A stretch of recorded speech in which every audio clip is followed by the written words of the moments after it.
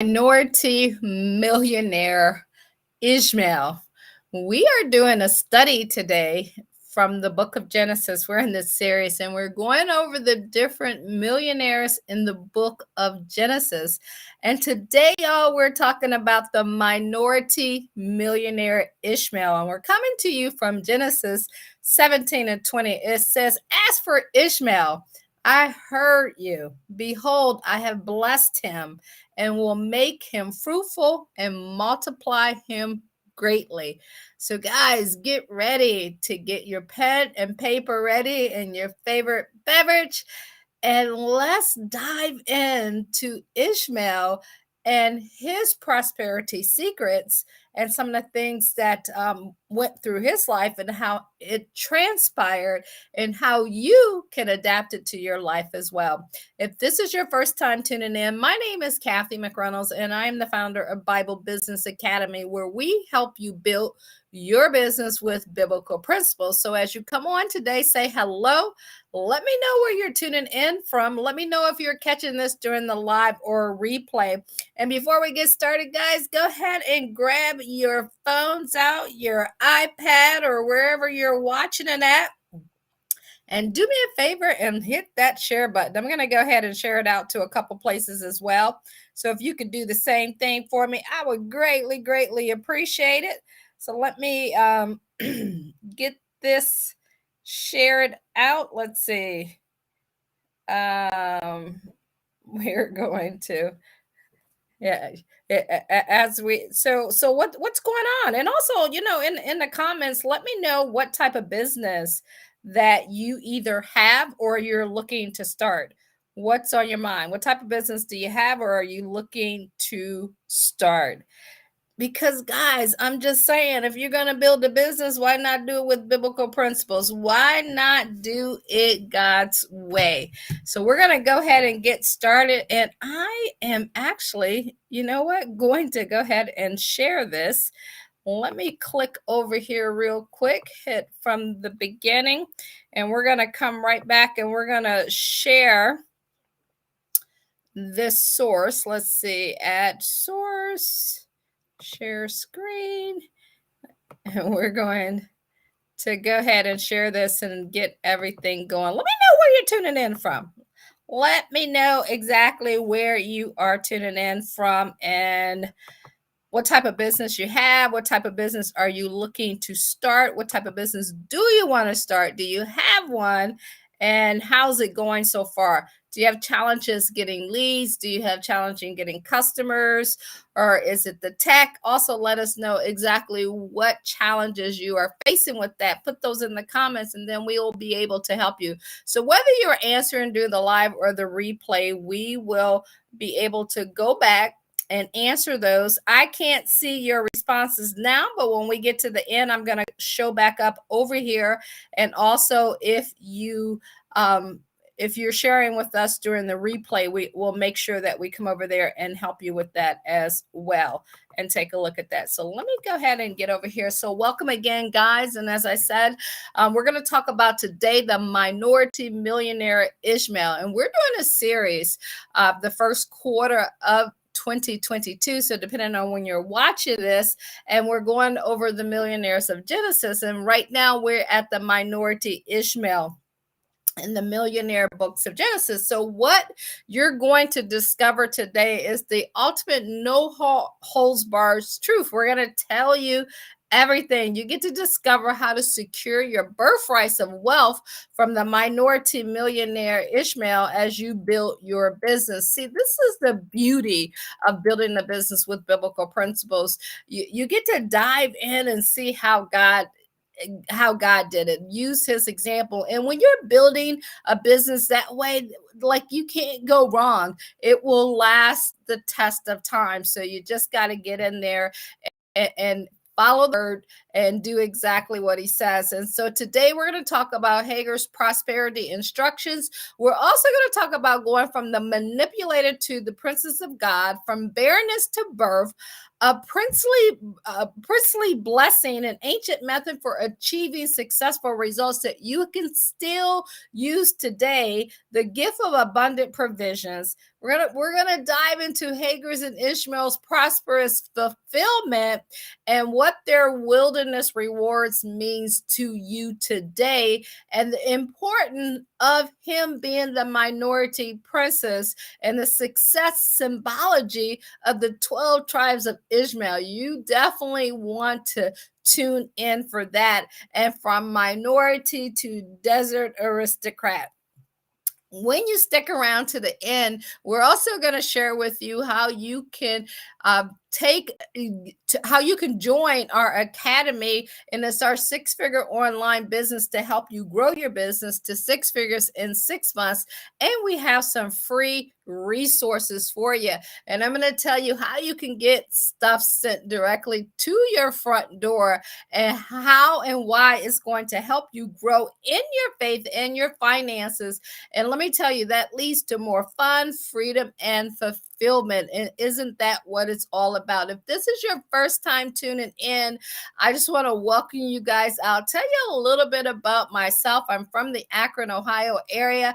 I always say I grew up shelter shy and basically in church 6 days a week. My mom was a minister, dad a football coach. Left home at 19, lived in the DC, Baltimore, Boston, and Pittsburgh area. Do we have anybody from any of those areas? I'm an author, international coach, and trainer. I always say I'm an introvert, that little quiet person who loves to win, and not perfect, y'all. But we're gonna take some action. Auntie to many, licensed financial advisor. And the reason why I love sharing business, because after 25 years, I've been up, I've been down, I've made money, lost money, and then did it all. But through it all, I wouldn't take nothing from my journey.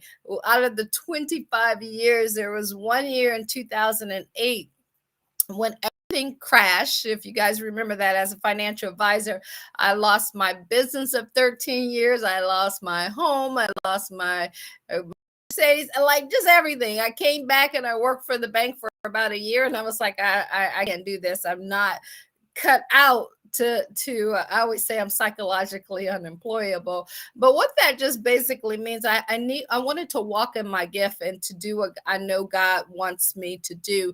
And that's why we're here today. We love to help people walk in their gift, figure out what their gift is, and then show them how to turn that into their life purpose and into a business. You can also pick up a copy of our book, y'all. We have our book. You can get that on Amazon, or if you go and here's a copy of the book, or if you go to Bible Business Academy /book, we will get you a free copy out, so you have that for you, or you can get it on Amazon, and then you can also pick up a copy of our planner. Love this planner, guys. Let me tell you, will keep you meditating on God's word day and night. It will also take through how to plan your day. Jesus said, who of you want to build a tower, but you plan. So it's going to give you places for your money, for planning, for your business, and everything that you need to do to become all you were created to be. So you can get that at Amazon, or you can go to believeandgrowrich.org, and we get it to you for 25% off. So before we dive in, we also have an academy where we'll help you, whether you're brand new, have no idea where to get started, but you want to start a business online. You can go to one of our academies, or offline, either one. We have both options for you.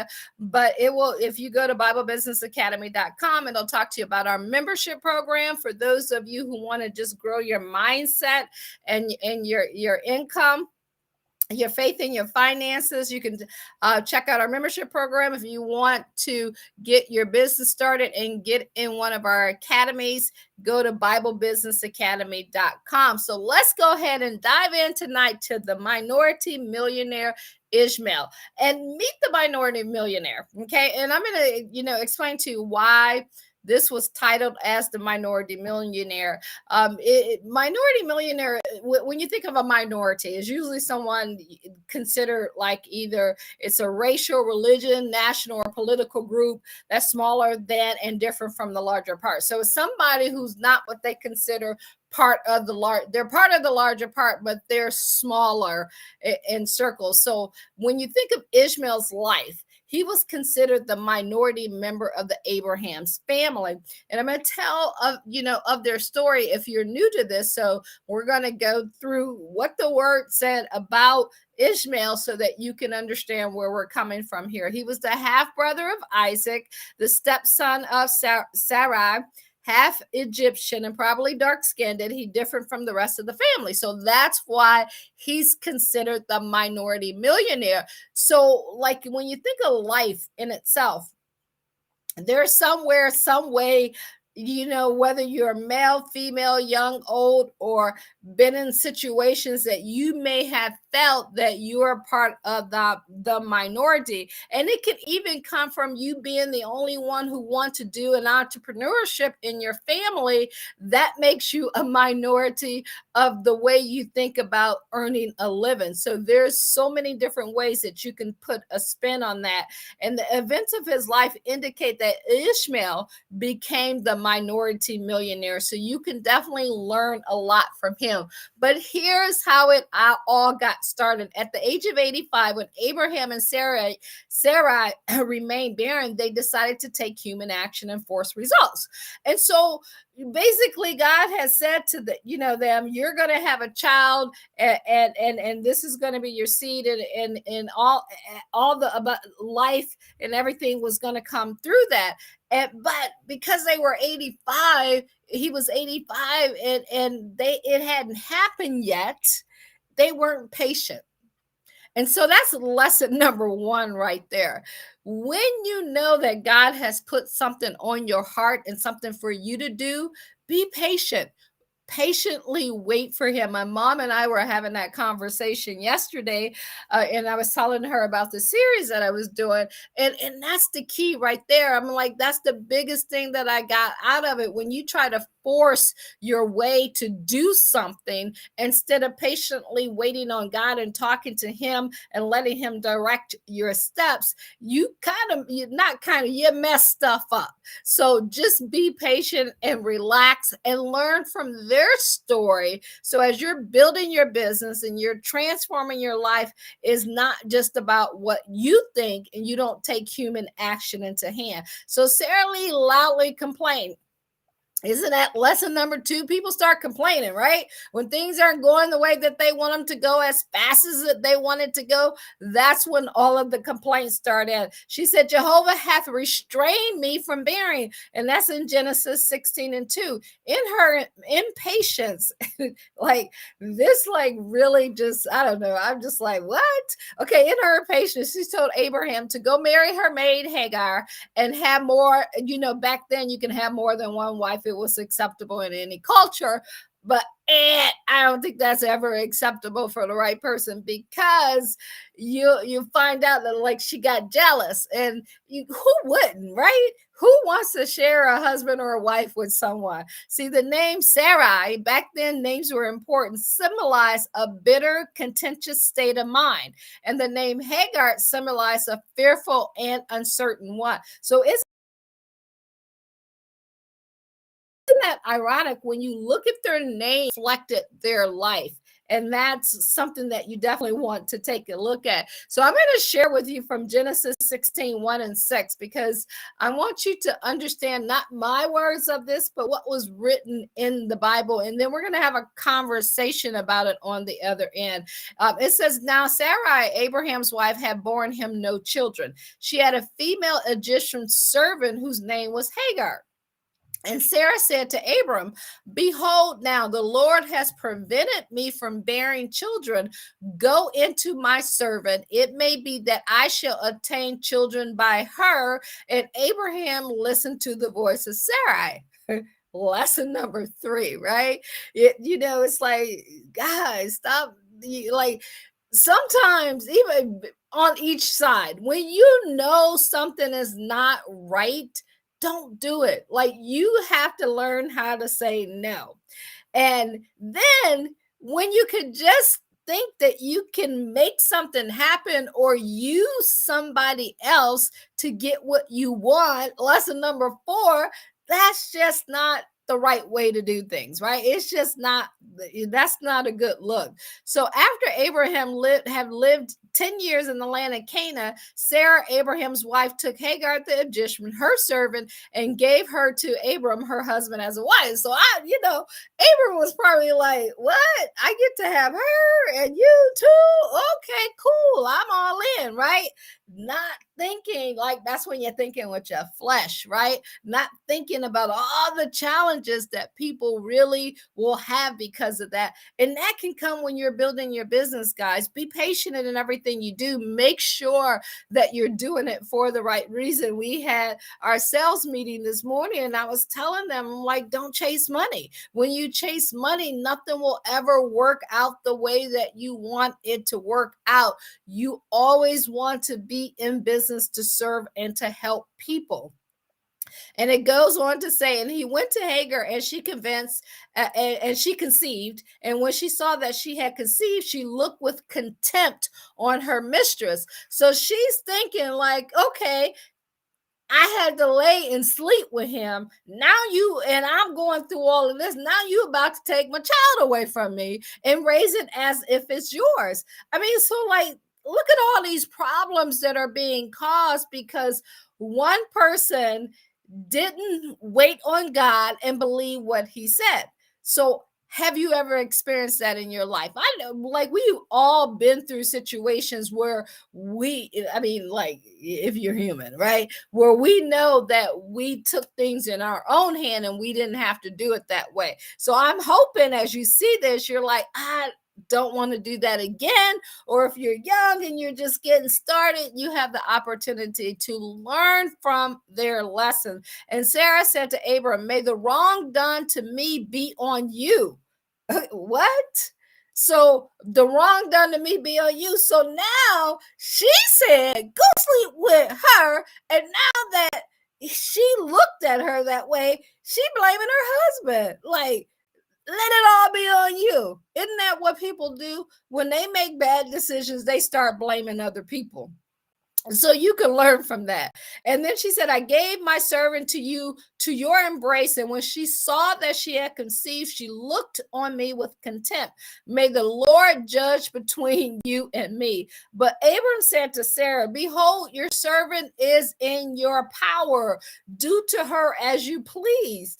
I mean, like, come on, y'all. Somebody, like, the Hagar had, like, she was just like zero control over anything, right? So thank God that it's not that way today, but learn from that. Learn the lessons from that. Then Sarah dealt harshly. It says harshly with her, and she fled from her. See, here's what happens, whether it's you trying to control your salespeople or your team or your employees or your contractors or anybody, and you start dealing harshly with them and they flee from you. There's so many lessons you can learn just in Genesis 16, 1-6 of things that you shouldn't do. So drop in the comments just off of that and let me know, what was your biggest aha moment?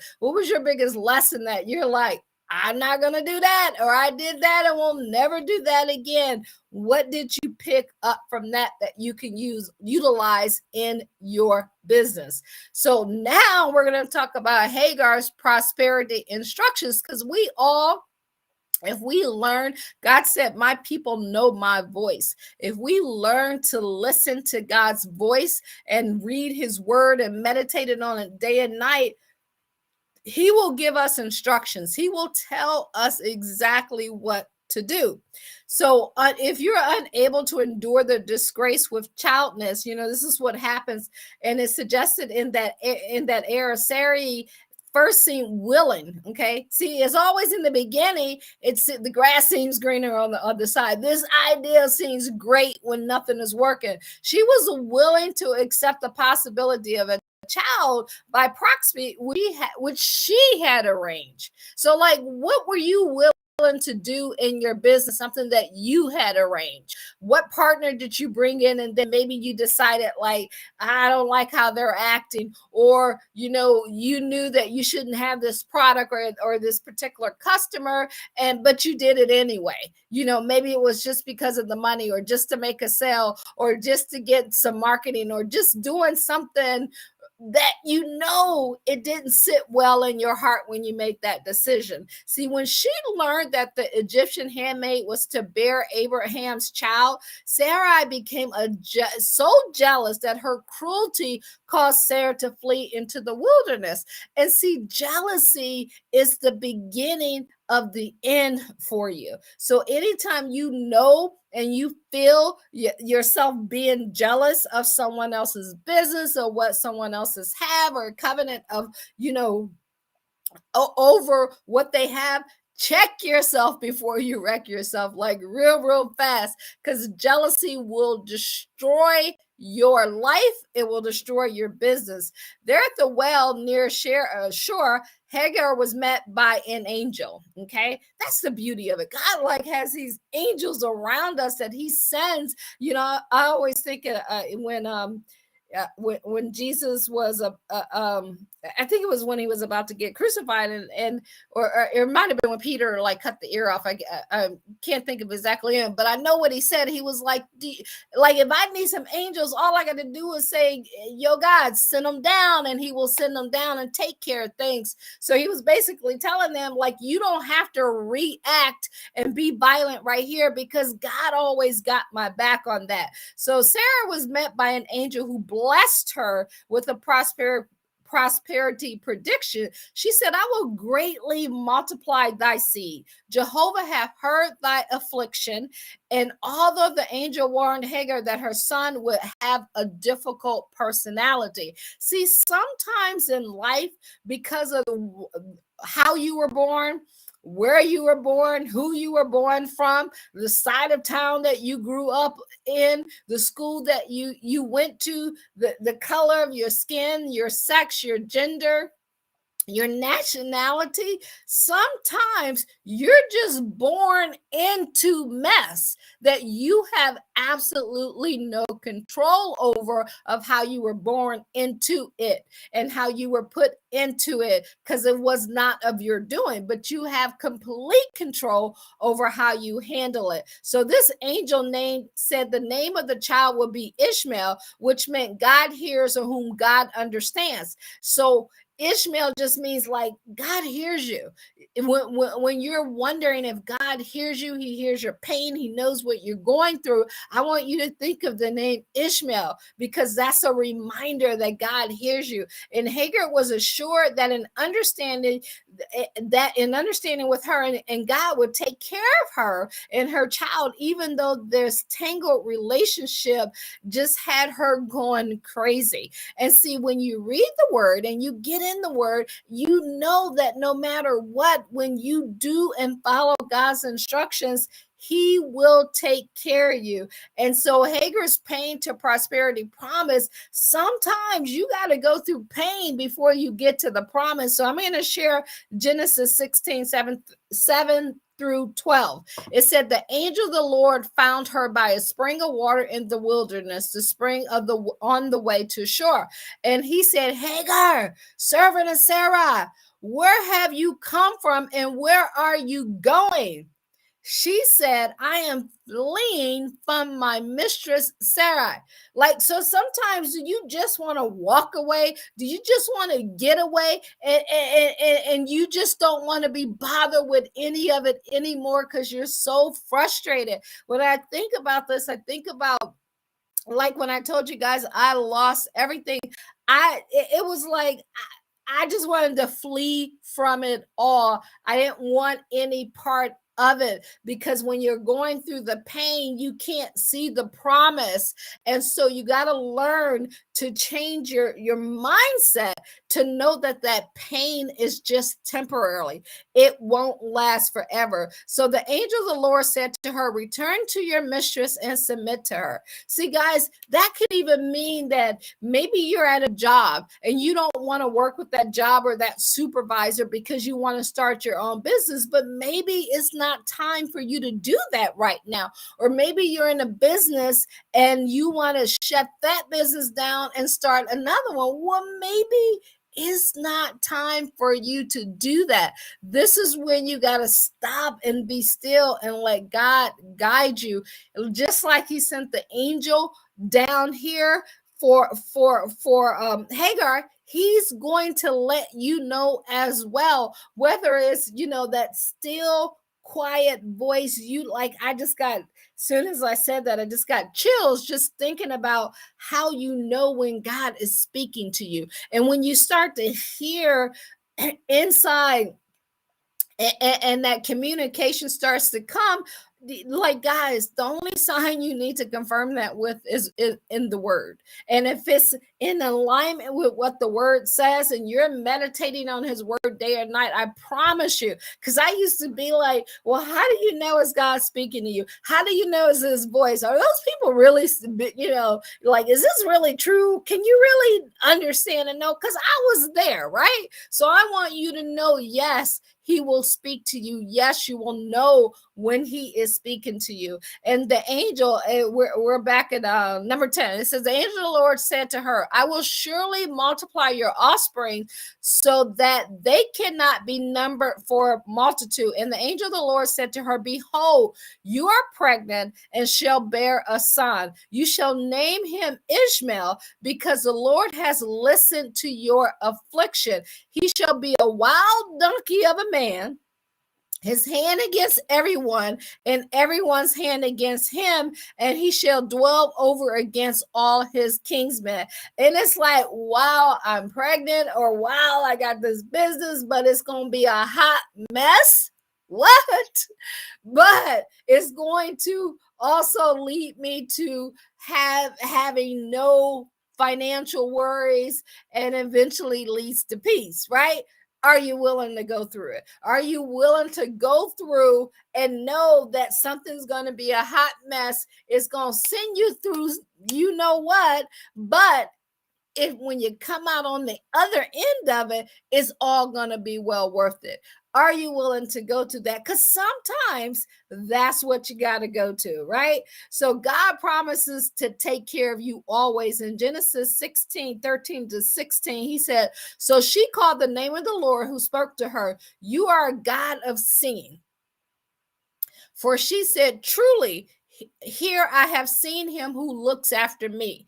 And she realized in that moment that God is looking after her, that she's going to be okay. And that's what you got to realize as you're building your business, as you're creating your life, that God will look after you and you're going to be okay. Therefore, the well was called Bir La Ro. I probably messed that name up. It lies between Kadesh and Bered, and Hagar bore Abram a son, and Abram called the name of his son, whom Hagar bore, Ishmael. So basically, they had the baby, they called him Ishmael. Abraham was 86 years old when Hagar bore Ishmael to Abraham, to Abram. So, like, think about that.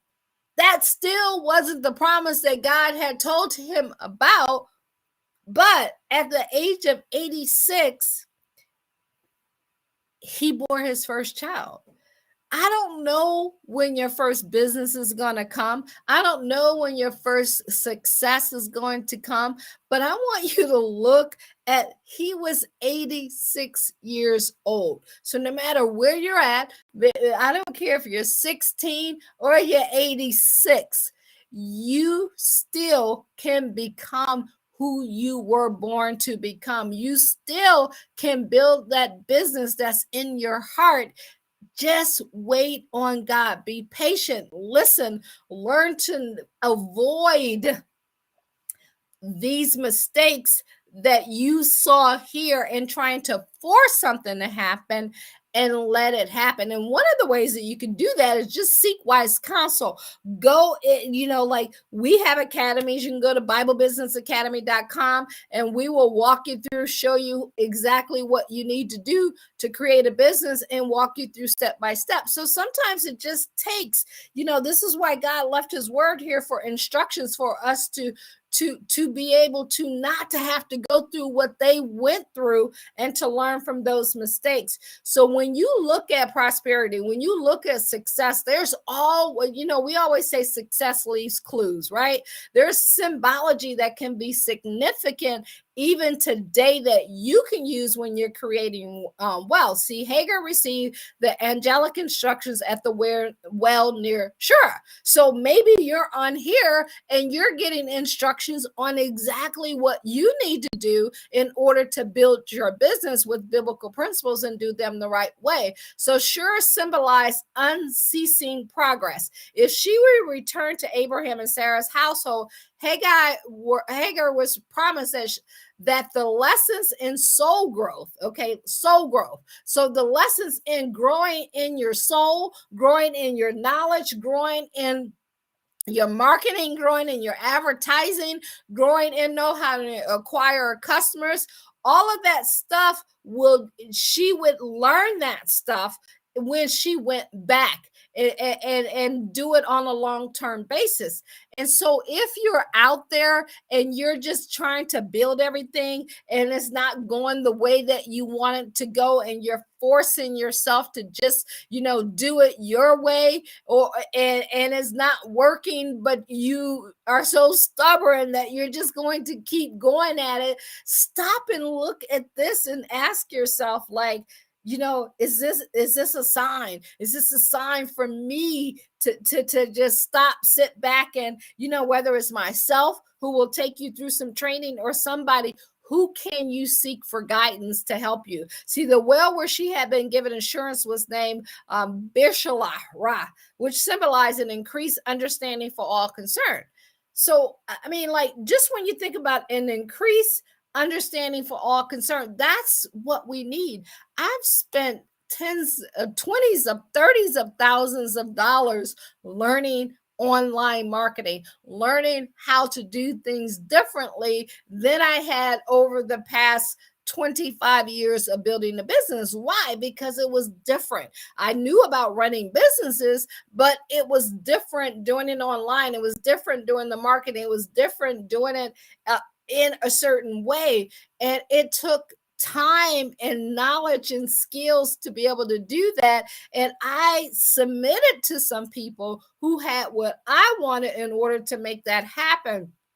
And so you don't know, like, sometimes you might not recognize when God is sending you back or under someone so that you can grow and your soul can grow. And as your soul grow, you can prosper and you can be in good health. That's one of my favorite scriptures there. So even as your soul prosper, you're prospering, you're in good health, and things are moving along a lot smoother. And you don't have to go in and have all of this stuff fall on you, and have all of the challenges that Sarai and Abram had getting to their promise. So your promise might be your business, and you walking in what God wanted you to walk in. So this, just by her getting this confirmation, by her knowing that God was there for her, and you have that confirmation for the word, it was reassurance to her.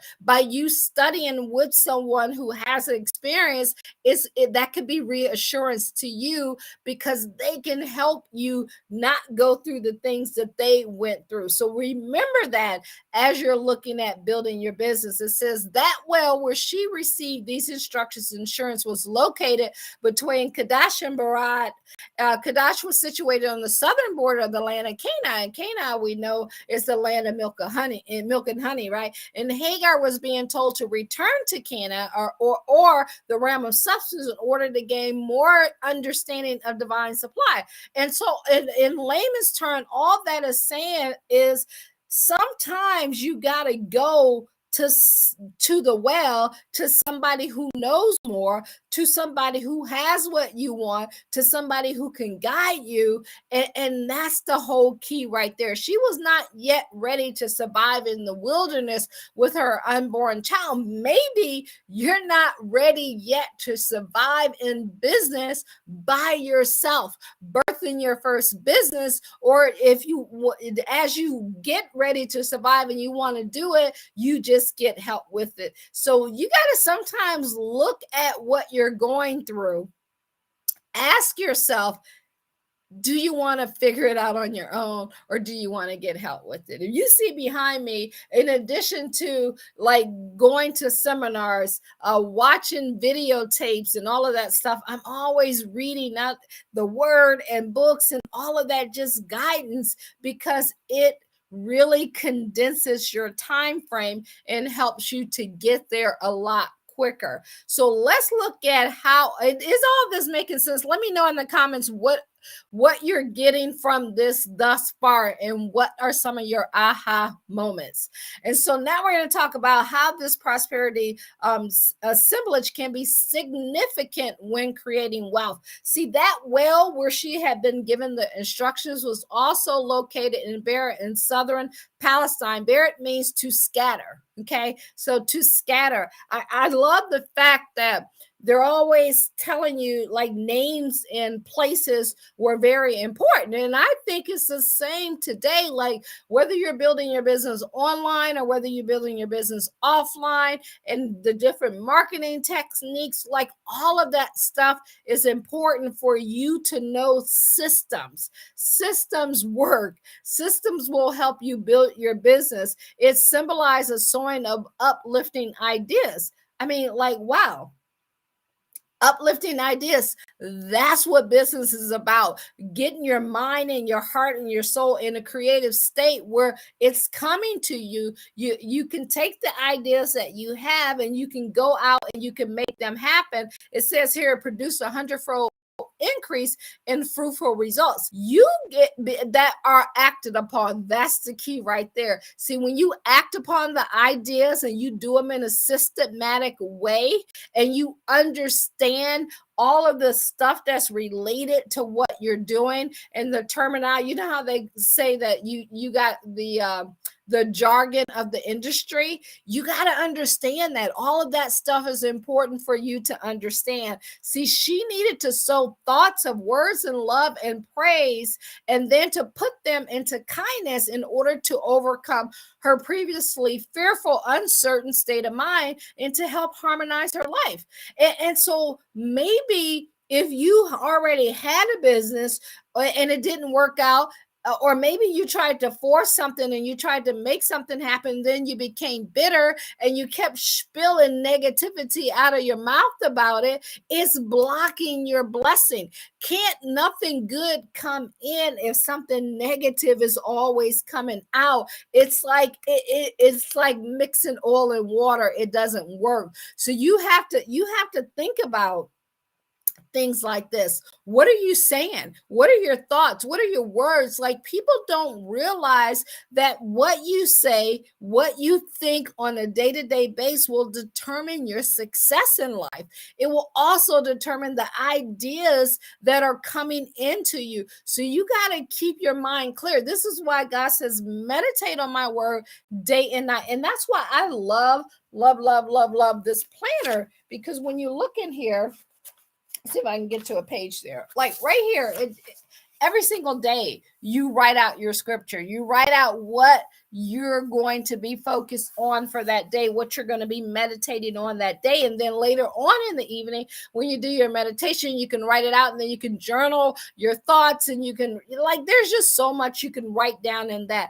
And these little things, these are the little things that people don't talk about when it comes to building a business, but it's those little things that are the big things and makes the huge difference. See, right here it says, don't flee, get free.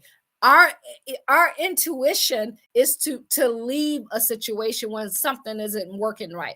Like when I was telling you guys, in 2008 when I lost everything, I still remember the moment that I said I quit, that I said I was moving, because in my mind I'm like, okay, don't go, just stay there and work through it. And then another part of me was saying, no, go, you need to go. And the when I look back on it, I had set up a whole nother business where I was actually helping people, like with credit and understanding that. And like literally, I remember way back when, and I didn't even think about it back then. This is probably like now 15 years ago, where because I was helping people with their credit and they were rebuilding with credit card. I remember them sending me checks, right? For it wasn't a lot, like $15-$25 little checks every single month when people got credit cards, and I'm helping them with their debt. And I set up, just trying to figure it out, my own Ace Financial Services. And just think, had I listened to that still small voice that would have said, just stay there, and you got your business up, now go seek help. Can you imagine the residual that would have came off of that, and all of the millions that had been left behind? Because I didn't get it then. I didn't understand what was happening in that stage, and I didn't go to anyone, and I didn't talk to them about it. Instead, I fled.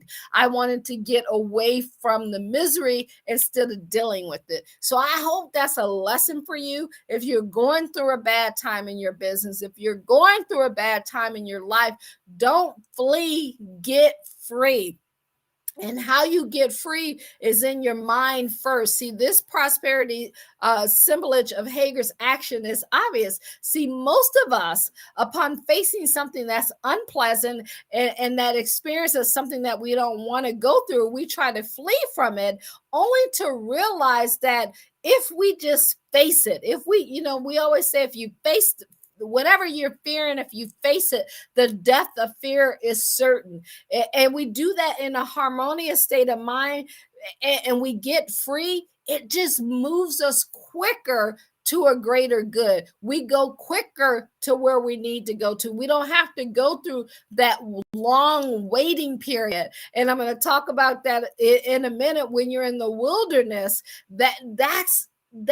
take that and make that a lesson learned period. See, when we dare to free ourselves from our insecurities, from our doubt, and from trust and our truths, and where we may feel stuck and all of that stuff, if you don't free yourself, you're going to stay stuck, and you're going to delay what your blessing is and what your promise is. When we don't flee and we let go and we let God, we come into what He has for us, and that abundance, it comes to you a lot smoother and a lot quicker. And see, we put together plans, but God already knows exactly what He has planned for us.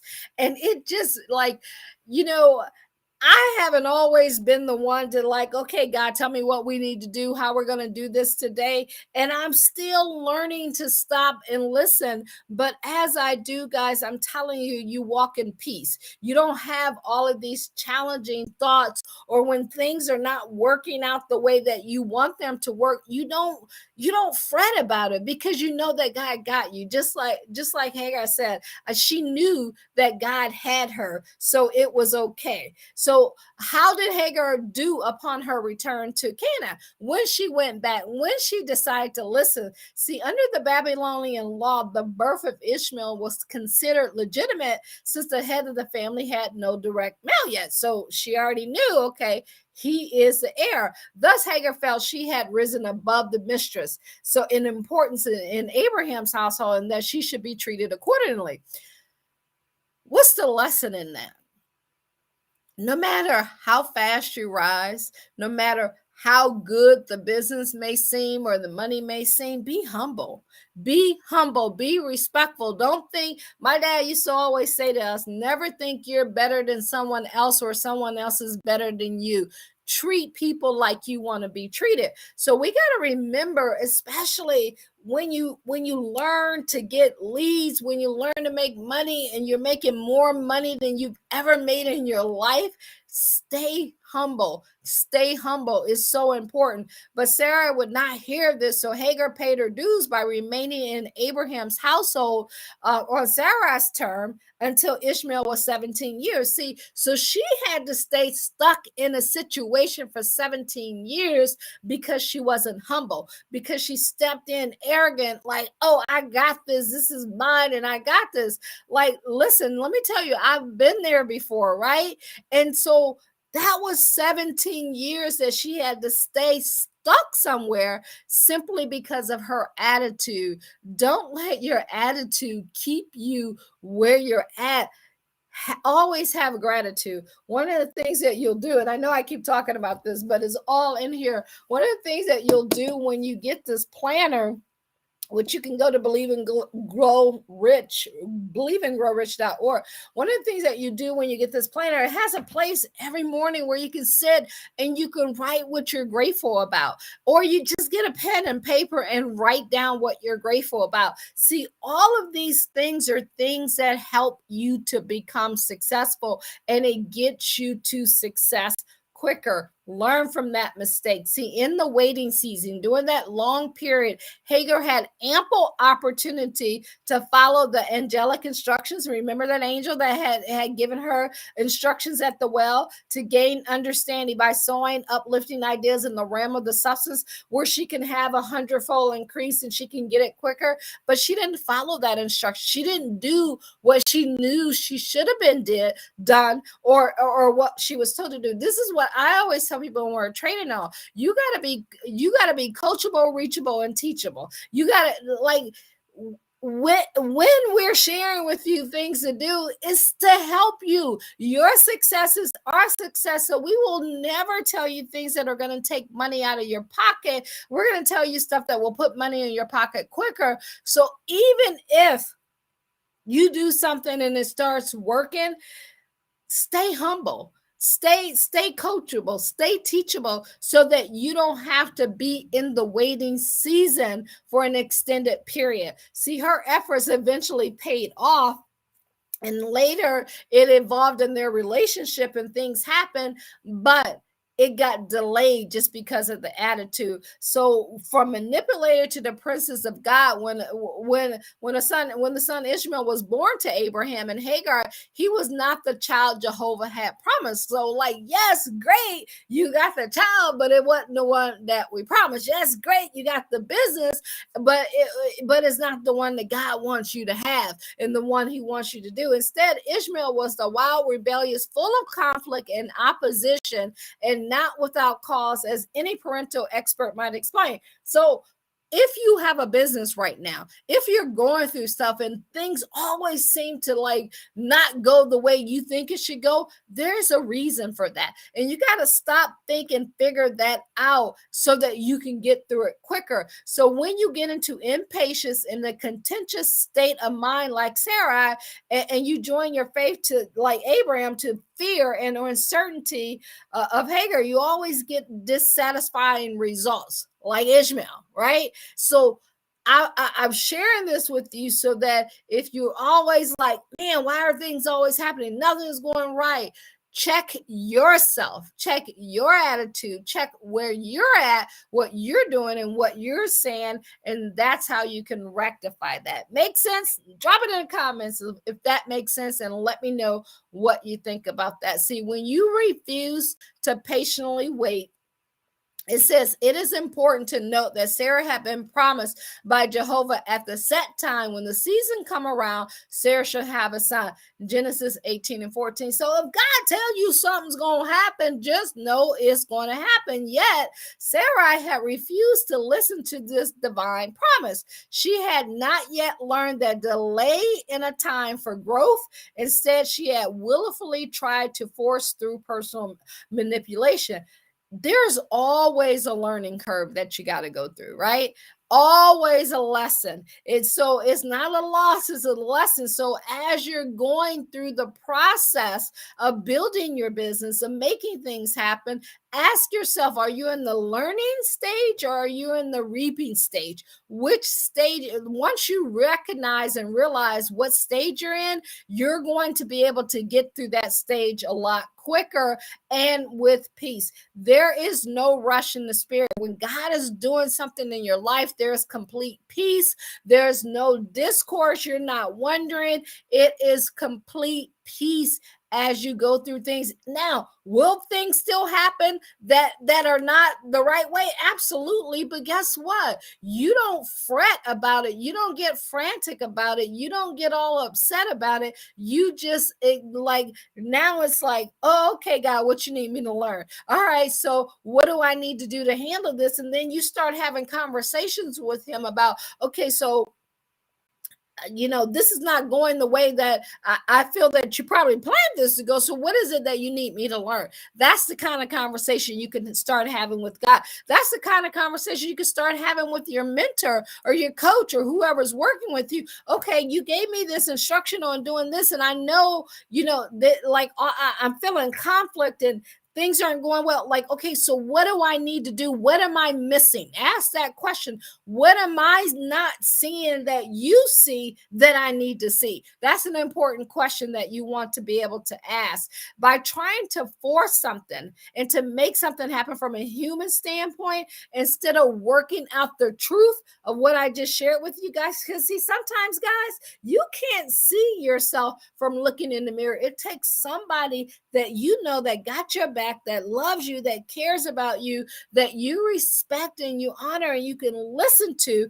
help guide you if you let them. See, if she had remained in a spiritual consciousness and patiently waited for the promise, for the promise for Isaac, her promise, then she would have not been disrupted with Ishmael, but she didn't. God knew she did. This is where Ishmael came in. See, however, right? A loving father understands and blesses our failures. He knows, just like with your children. They I did not just tell that boy not to do this or tell that girl not to do this, but you know what? Sometimes you just gotta sit back and allow them to go through, because sometimes they don't hear it from you. Some people want to go through it, but guys, you don't have to go through it if you learn to just listen and learn from these mistakes. See, our failures as well as our victories later, after getting free of bitterness, okay, getting free of bitterness, you got to get free from it,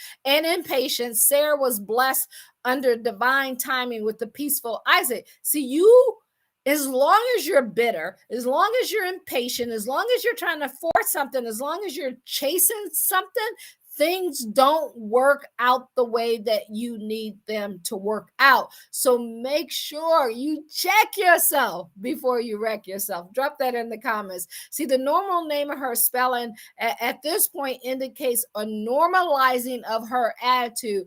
Her name went to Sarah. It meant something. It meant that she had a good, peaceful attitude. Now she was living in her truth. She was coming into who she was born to be. That's where you want to be. You want to come into who you were born to be. See, Jehovah finally gave Abraham a royal promise. Sarah would become the mother of nations, and her descendants would even become kings. She not only became the reverend wife and mother of some of the Bible earliest millionaires, but historians refer to her as the princess of God. See, man, can you imagine if she would have kept up that attitude and not humbled herself and let God guide her? She would have missed out on all of this. And so Abraham was so honored in her death. It indicated by the graveside in which her body was placed, he paid 400 shekels of silver for it, which was then considered an exorbitant sum. So she went from being this bitter, angry, laughed at what God had told her was going to happen, till she got it together. So if you're going through stuff and things aren't working the way you felt, or you made mistakes, stop beating yourself up for it, right? Just correct it. Just get right with God. Get right with your family. Get right with your business partners, or whatever you need to get right with. Get that attitude right, and your life can change around, and you can become who you were created to be. You can run the business that you were destined to run. But remember, guys, it's never anyone else's fault. It always starts within you. See, other of her illustration kingsmen among the millionaires of Genesis later joined her there in that final resting place, so you can be among the greats out here and do something significant. If you've had that feeling in your heart that you were born to do something great, you have an opportunity to do that. See, from barrenness to birth of your business, it can change a mental attitude. This is what you want to learn from the Ishmael story. The mental attitude and the deep-seated emotions can delay your success. You know what you're thinking. You know the thoughts that you have. Are they the right thoughts? And how do you get rid of those? You just replace them with what the word says. You replace them with scriptures, and you start saying the scriptures over and over again. And you say that, and then eventually all that negativity, all those negative feelings, all those negative thoughts will come out of your head, and it will be replaced by the word of God. Like the willful disobedient Sarai earlier, many a woman had not, they don't have children. They don't have the businesses, and men, they don't have these things because they're bitter, they're resentful, and they have unforgiving attitudes. And you may not even realize it. That's what's blocking your blessing. So check yourself before you wreck yourself. Put that in the comments there. And the same goes for your business birth, as you're birthing that. And also, your willingness and disobedience may have caused many people to rush forth and try to force something that would have happened naturally. We used to say, if it don't fit, don't force it, right? And wait patiently for divine timing. Divine timing will change your life. It usually seems like it's slow, but maybe you aren't ready yet. Instead of saying, why isn't it happening, and being impatient, say, okay, God, what do you need me to know? What do you need me to learn? Who do you need me to become? These are the questions you want to start asking instead, and then find scriptures that are related to what you're going through so it can help you get you through it. See, here are 5 ways you can stop that bitter story, and you have to be the one to make that decision to stop it. Have you shared negativity about a past business? Are you that person who posts negativity out there? Are you that person who always have something negative to say about something or someone?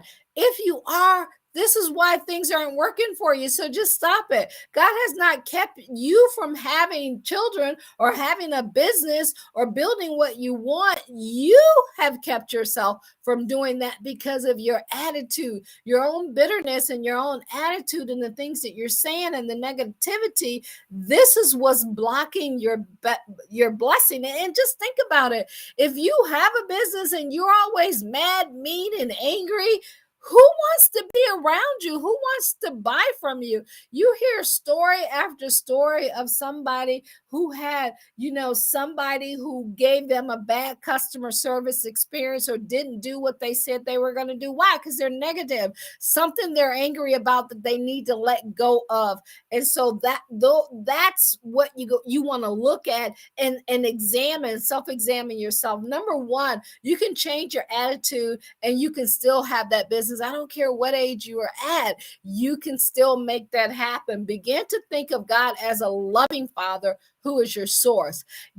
People say, well, I'm angry with God, I'm mad with God, I'm mad with this. Like, where is that getting you? How is that working for you? It's not. So know that it's not God. It's not your business partner. It's you who needs to make that change. Thank God every day for giving you the business ideas, for giving you breath, for giving you life, for making you that entrepreneur spirit. Not everybody has the desire to build a business. This is not what he gave everybody, but if he gave it to you, thank him for it. Don't think about all of the stuff that you went through. Start thanking him for that special gift that he gave you, because you can use that gift to help grow the kingdom. I mean, like, think about this. You make $1 million in your business. You could then take $100,000 and you can tithe that to a church to help them win souls. You could take another 100,000 of that and you can put an offering in the church. So just because you went out and you did what you were born to do, and you're living in your truths, and your gifts are making room for you, you just gave them $200,000, because you can live off of 800,000 and do the things that you need to do. And then with that money, they take it and they utilize it to go back out to save some more souls, to grow the kingdom. So think about, if you have that attitude, how many people that you could have gotten into the kingdom, that you could have helped them, that they're not being helped now because of your attitude, because of that bitterness, because of that anger. So it's not just about you, it's about building God's kingdom. So whether this is your first or your next business, God will keep his promise. If he put that vision in you, he will provide the provision. He didn't tell you that you had to pay for it, that you had to slave for it or figure it out. He just said you got to have faith in him. If he gave it to you, he will provide for you, just like he did with Hagar and with Sarah and with Abraham and Isaac and all of them, and Ishmael. He will provide that for you. Bless the lessons, then release them, and you will make the business that you still that you still can have, that could be yours. So every lesson that you went through, be like, man, okay, had I not went through that lesson, I wouldn't be able to, like, I look at this, had I not lost some businesses, had things shut down, had people betray me, like I wouldn't be as passionate about helping people not go through that, because I wouldn't wish that on my worst enemy, right?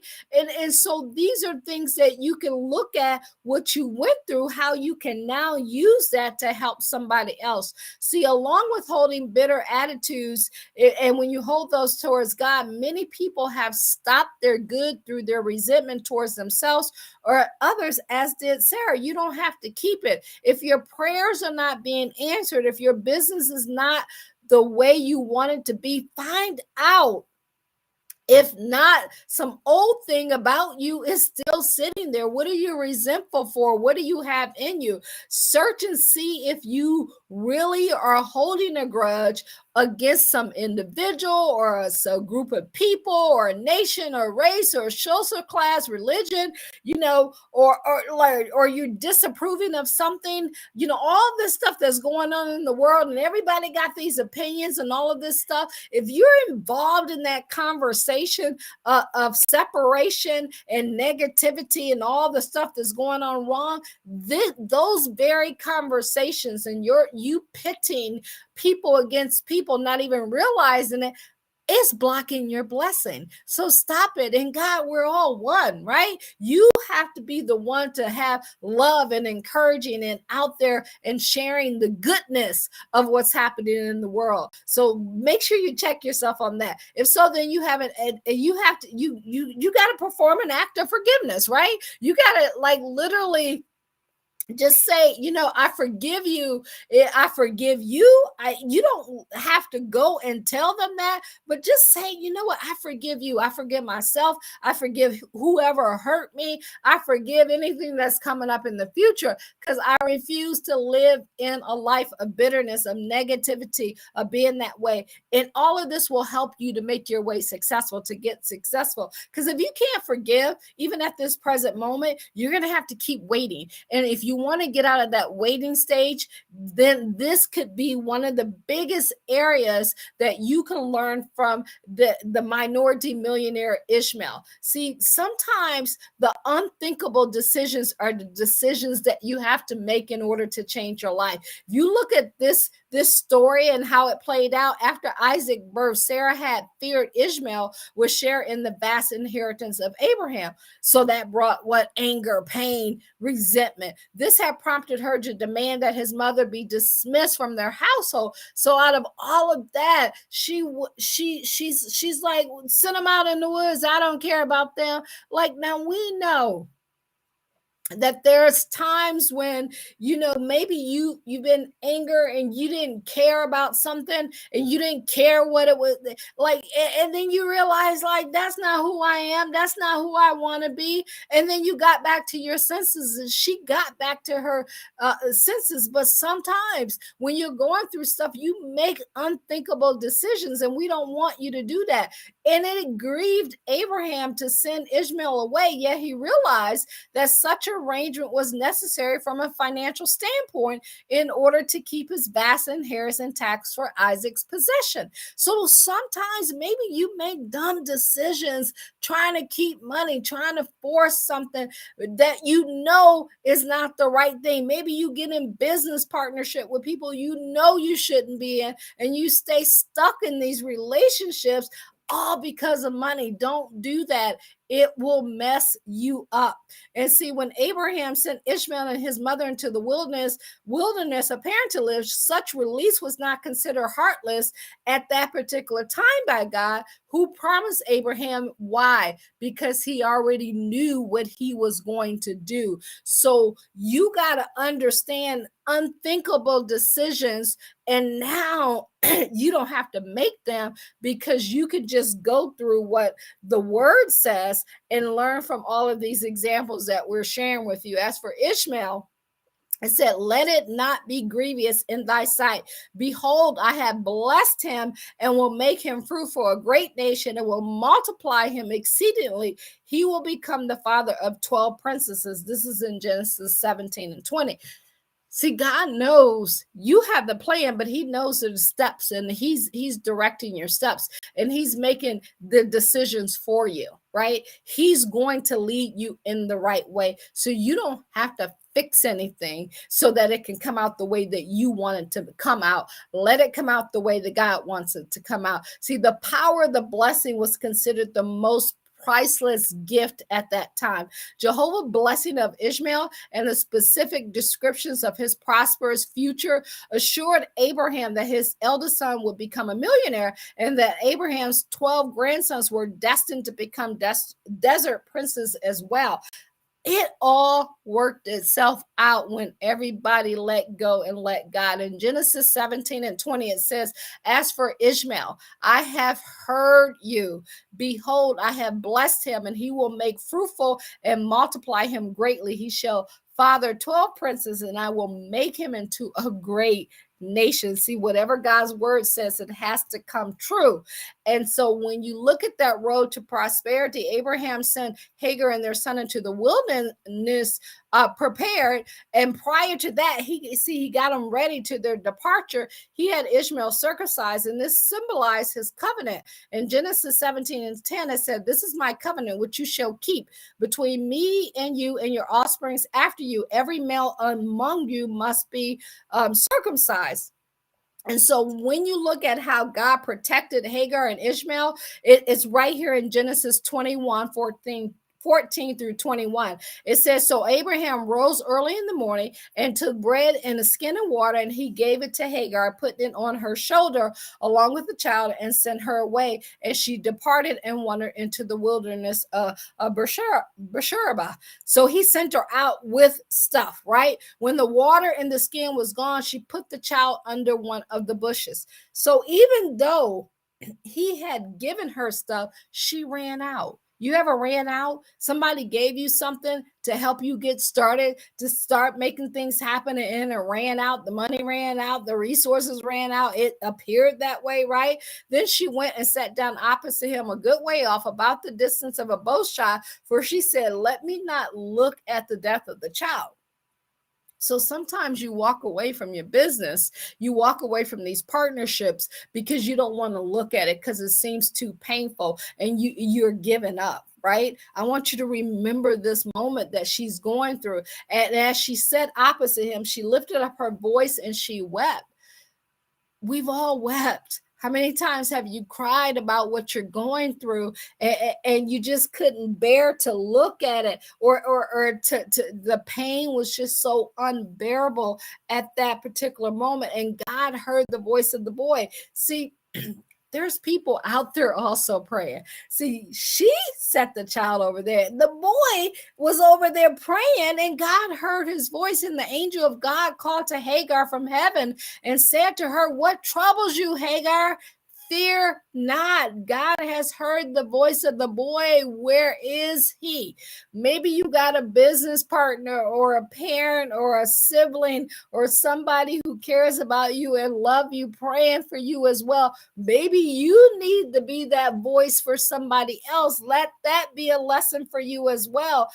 Up, lift up the boy and hold him fast with your hands, for I will make him into a great nation.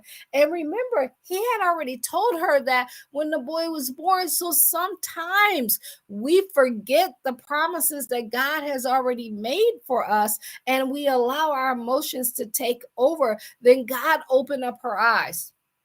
See, when you're going through stuff, you can't see because you're so blinded by all the stuff that's going around you. But when God is ready for you to get it, he will open up your eyes just as he did with her. And she saw a well of water. See, sometimes when you're crying and you're going through stuff and nothing is working out, you can't see the success that's right in front of you. It's right there. And you got people praying for you. You got people that are believing in you, but you can't see any of that. Just know it's there. And the well of water was right there. She went and filled the skin with water and gave it the boy a drink. And God was with the boy, and he grew up. God is with you. He's going to take you through whatever he has for you. He's going to make sure that you walk in that path. He lived in the wilderness and became an expert. See, here's the key right here as well. Once God was with him, he got skill. He knew that he had to be skilled in something. He became an expert. What is it? As you are looking to build your business, not just about the idea, but what do you need to get skilled in so that you can grow? Like when I tell you guys, over the last 3 to 4 years, I got skilled in marketing and advertising, and doing that on social media. This is where I went to classes and trained, and just 12, 18-hour days of just getting skilled in that particular area to get better. Prior to that, I got skilled in understanding people and how to train people, how to help people create success. I got skilled in that. And then that means that we build number one teams. We help people change their life, make 6 figures and all of that stuff. So it helped change their life. He got skilled and became an expert in the bow. What are you getting skilled at? What do you need to get skilled at? If you're in business, you need to be skilled in marketing and advertising. And then you also, you need to understand the word, most importantly, right? And know the role that God plays in your life so you can learn to listen to him. He lived in the wilderness of Paran, and the mother took a wife for him from the land of Egypt. So guess what? After everything settled down, he got his wife. His mother took control. Everybody was feeling good. He became an archer and an expert at hitting the mark. You need to become an expert at hitting the mark in whatever your field is. This was a highly regarded profession, since archers were important to the protection and supply of the desert. So if I look at building a business, whether you're online and offline, you know what's important. The greatest skill that you want to have is a marketer. You gotta understand marketing. You got to understand sales. Those are the 2 greatest skills that you want to understand and have. And as an archer, Ishmael was well respected as a desert warrior, warrior in charge of protecting their vast terrain. When you look at people who build businesses and you look at what they're skilled in marketing and they're skilled in sales. Those are the two top skills that they're skilled in that you also want to be skilled in. If you need help with it in that, go to BibleBusinessAcademy.com. His job also included that of a hunter, able to provide food, game, and the numerous provisions necessary for a comfortable desert lifestyle. So in addition to your top skill, maybe you need to hire someone, but you also need to know something about a little something else, and maybe that's your expertise or what you're meant to be the expert in. Ishmael was an expert, a noted factor from his wealth. And everybody who you know that's created wealth, they have been an expert in something. In addition to that something, they also had the marketing and the sales and the advertising skills to help them to grow that business to where they needed them to grow. So what their wilderness rewards will mean to you, to mean to us. Hagar and Ishmael were destined to spend much of their lives in the wilderness region of Haran. The word Paran means region of searching, place of much digging. Most of us who are on the path of self-improvement spend a fair amount of time in our own land of Paran, searching and digging out the truth. We always looking for the truth. You're always looking at how I'm going to make it better, right? And how you're going to become that person.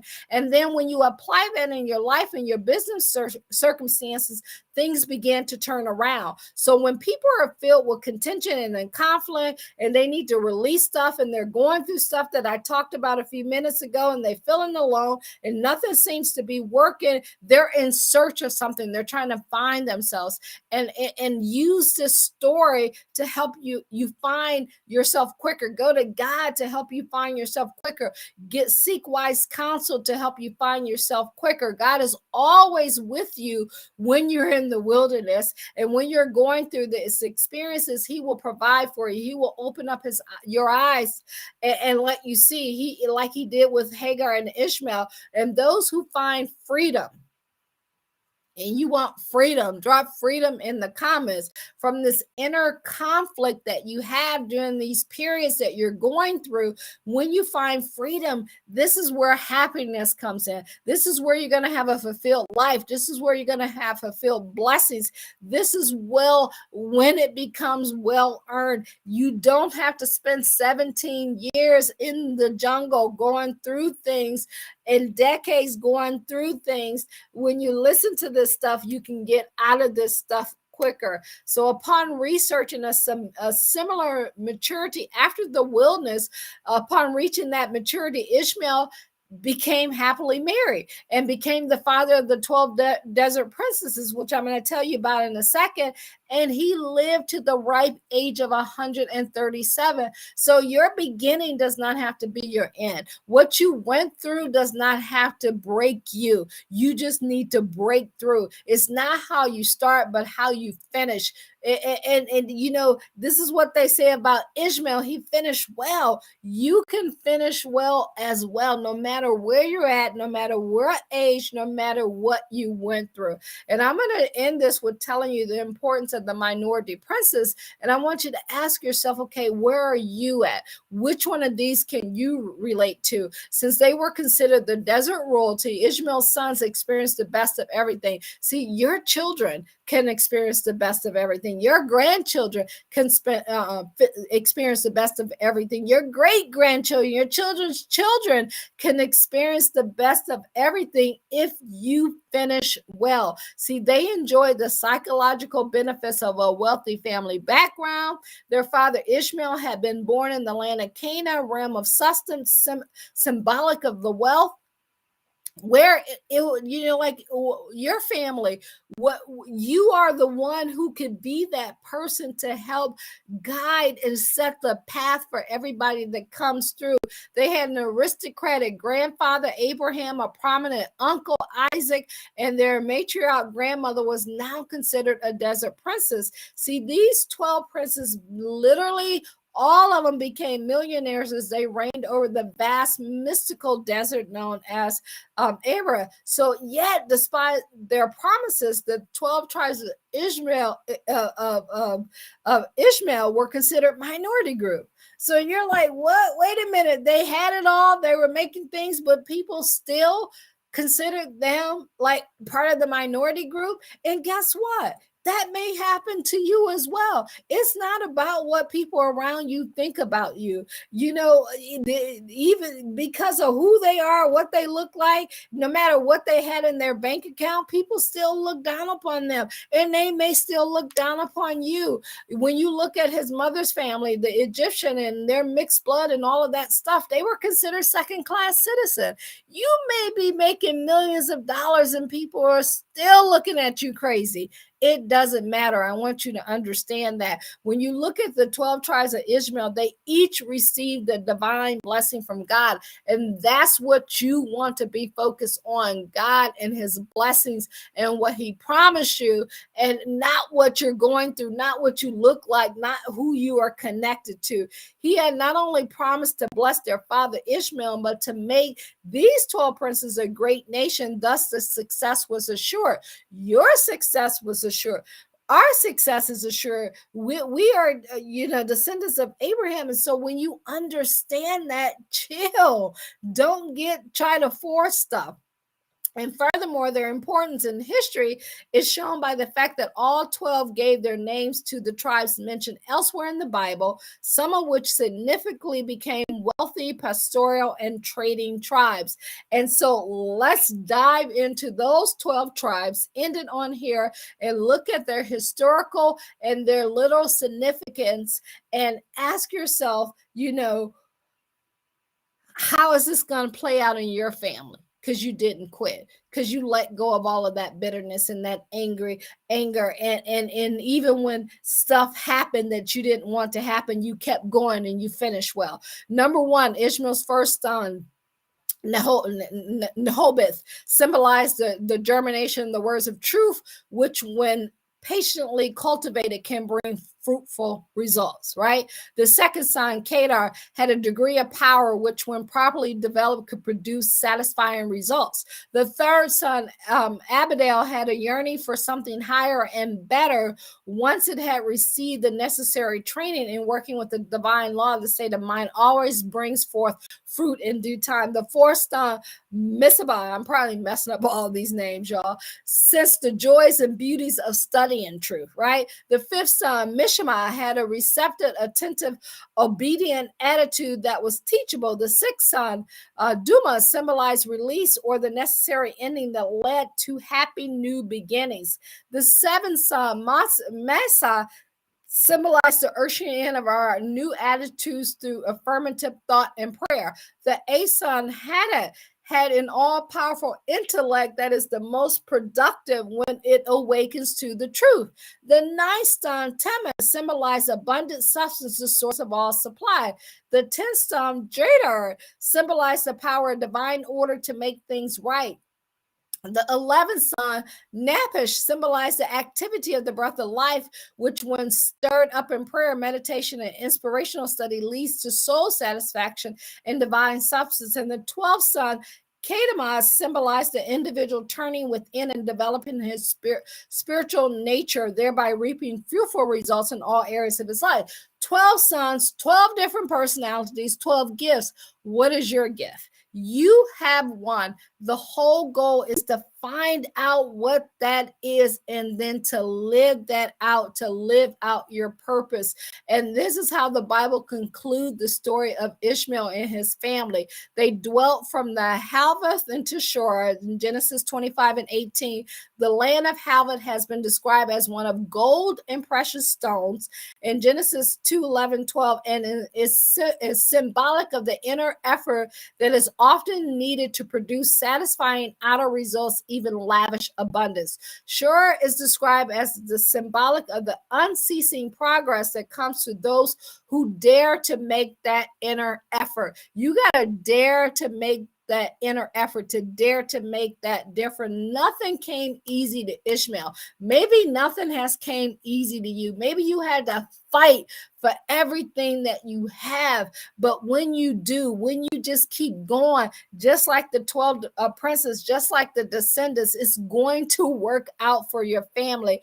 And they succeeded anyway. They made it happen anyway. Nothing can stop what God is going to have happen anyway.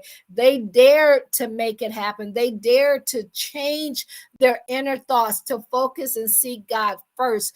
So from their success and what it symbolized, you also can experience that in your life and for your family. You just got to survive the wilderness, get out of the wilderness as quick as possible, and let go and let God. So from minority desert to the aristocrat, just like Ishmael, just like his family, who was not considered, who has now been considered a member of the minority group sometime, somewhere in our lives, like somewhere, someone made us feel inferior. It doesn't matter. You still can not only change your life, but the generations, your children, your grandchildren, your nieces, your nephews. You can change others' lives if you stay the course.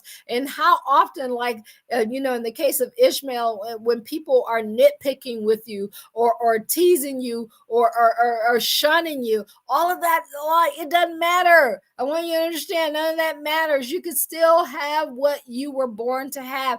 Just dare to go for it. Dare to let God guide you. It takes lessons. You can learn from the Ishmael's 12 tribes, what they went through. Don't let anybody pettiness, any human, actions or reactions stop you from doing what you need to do. Don't let any negative thoughts keep you from getting what you were meant to get. In Philippians 4:13, just say this over and over again. I can do all things through Christ who strengthened me.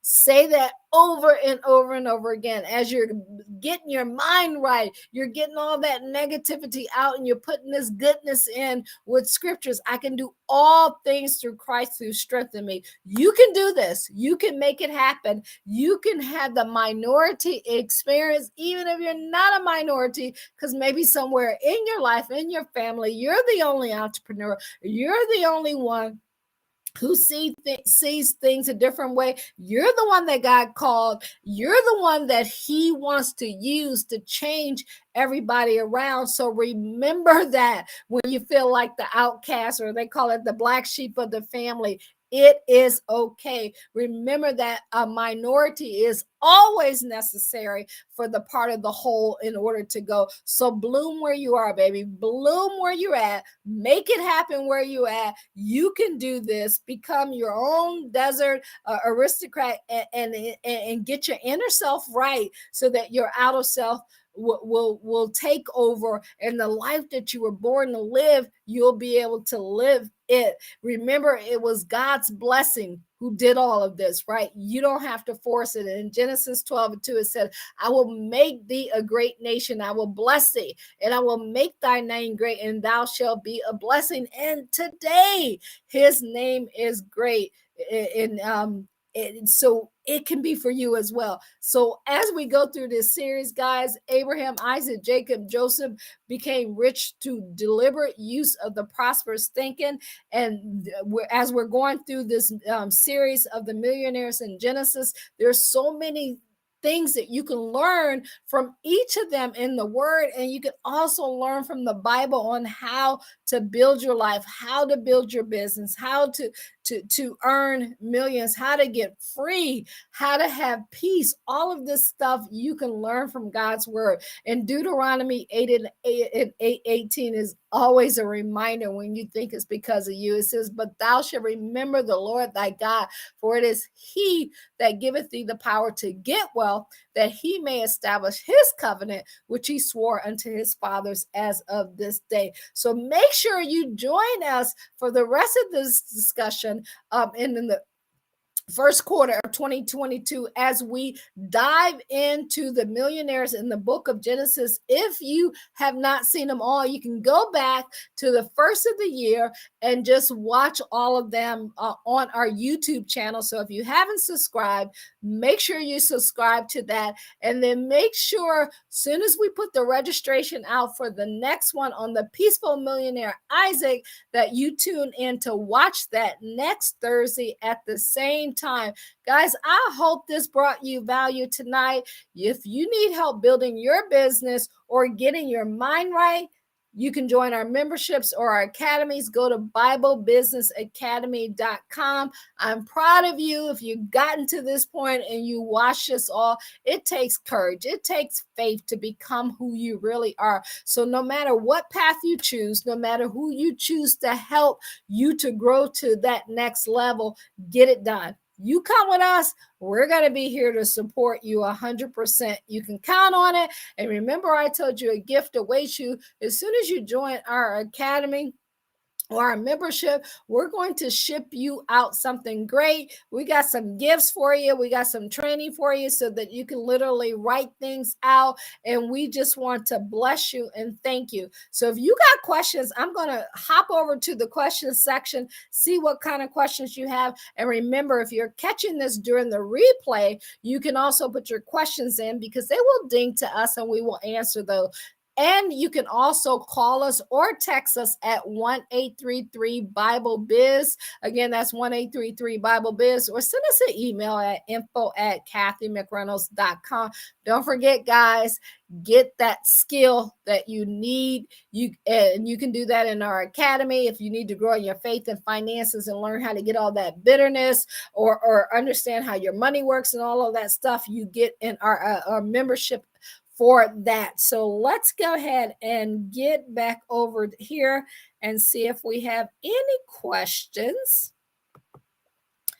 I see a few things in the chat there. Let's see. We're going to pop some of them over there. I love it. This is David saying hello. Hello, David. How are you? We're glad that you joined us in. And I'm just showing some of the comments that we've had here. And Sharon said, amen. And then I like what right here, she was like, check yourself before you wreck yourself. You better say it, right?